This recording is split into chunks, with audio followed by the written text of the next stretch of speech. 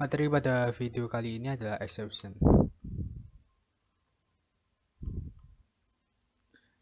Exception itu hampir sama dengan error. Bedanya kalau error itu error pada sistem, jadi ada kesalahan pada kode Anda, sedangkan exception itu kesalahan pada input-output yang ada di dalam kode. Jadi misalkan ini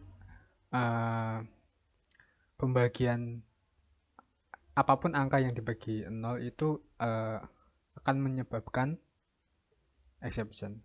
Misalkan 1 dibagi 0 kan harusnya tak hingga harusnya, tapi kalau dituliskan seperti ini, kita tuliskan X kemudian kita run, maka hasilnya adalah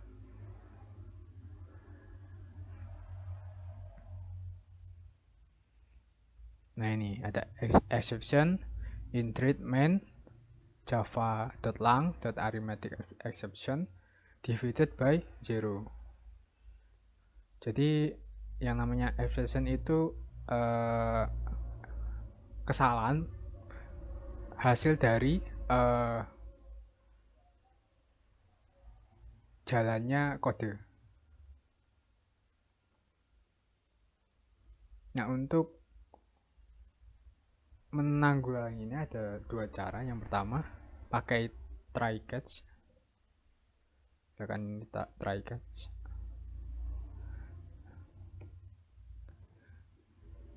Nah, sekarang ada dua bagian. Pertama bagian try, kemudian bagian catch. Bagian try ini adalah kode yang akan kita coba apakah akan mengeluarkan exception atau tidak.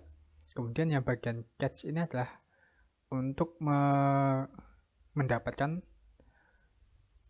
exception yang mungkin akan terjadi.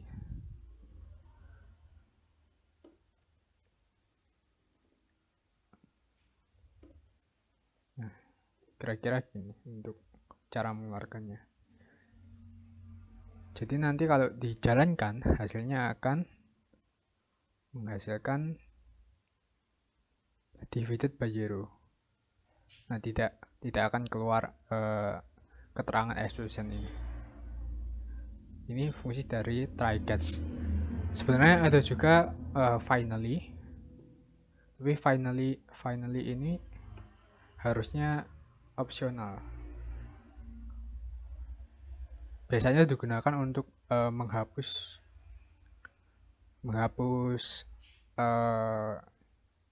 change atau sampah hasil dari percobaan try ini.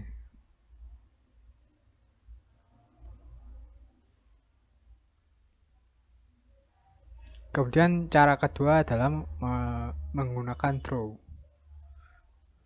Misalkan kita buat fungsi void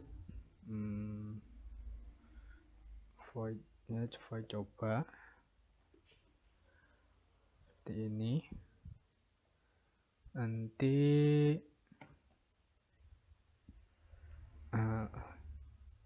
pakai throws arithmetic exception. Kita kasih ini nilai parameter in x. Nah, ini sysout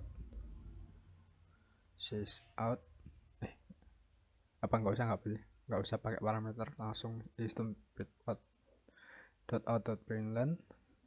Kemudian flag 1, kita kasih keterangan flag 1, kemudian throw arithmetic exception.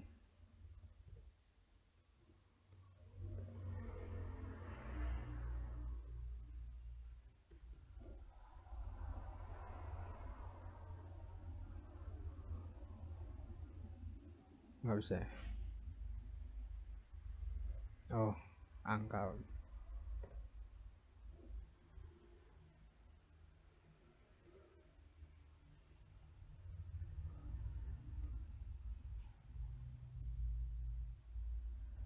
Oh, ada new-nya, new arithmetic exception, kemudian sysout flag 2.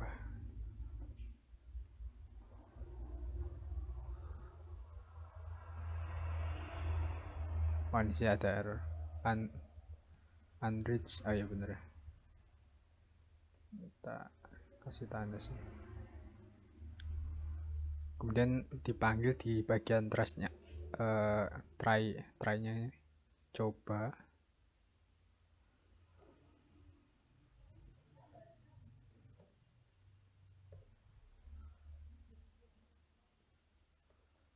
Nah, karena ini tidak pakai static, maka akan terjadi error ya di bagian fungsi coba ini. Tambah static dulu.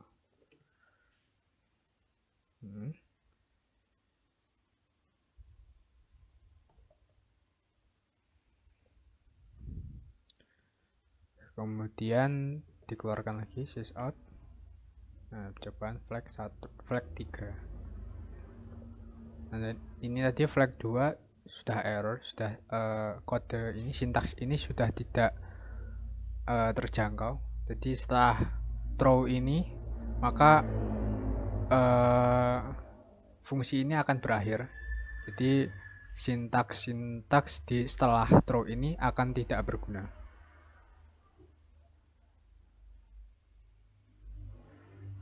Kita jalankan. Nanti hasilnya flag 1, kemudian 0, flag 3. Nah, ini kan coba, dipanggil fungsi coba, masuk ke dalam sini. Kemudian menjalankan oh iya, bisa kasih contoh dulu sih. Tambah sini sysout. Flag 2-nya di sini. Flag 2. Nah, ini diganti arithmetic exception. Nah, jalankan lagi.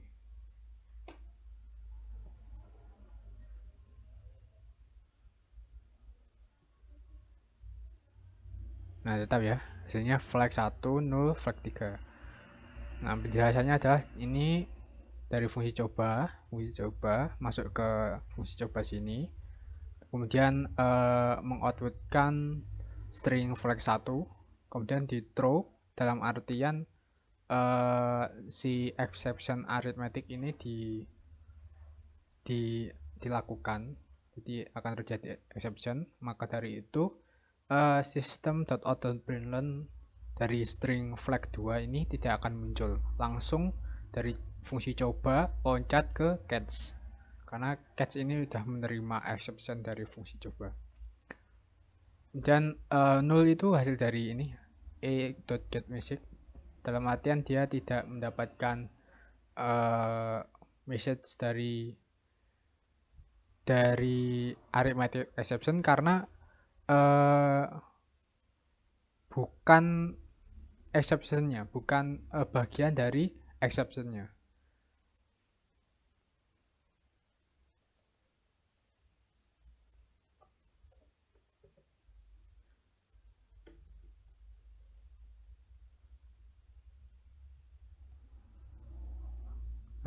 Misalkan.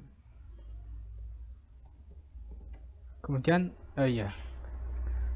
Kemudian setelah 0 mengoutputkan flag 3 ya, sesuai urutan.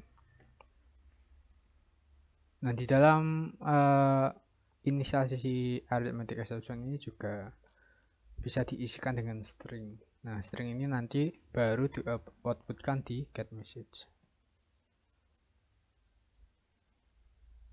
Nah, ini flag 1 divided by 0, flag 3.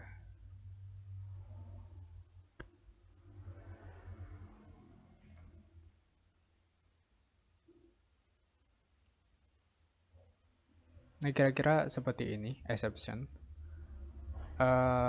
Jika terjadi keterangan exception seperti awal percobaan tadi, maka kalian tinggal telusuri jenis exception-nya. Ya kan, jenis exception ada macam-macam, ada arithmetic exception, ada input output exception, dan lain-lain. Kemudian kalian cari, jenisnya itu dicari di internet, bagaimana cara penyelesaiannya atau mengapa terjadi exception tersebut dan bagaimana cara penyelesaiannya. Jadi tidak masalah kalau program kalian terjadi exception, kecuali kalau error. Kalau error itu pasti ada kesalahan dalam penulisan kode.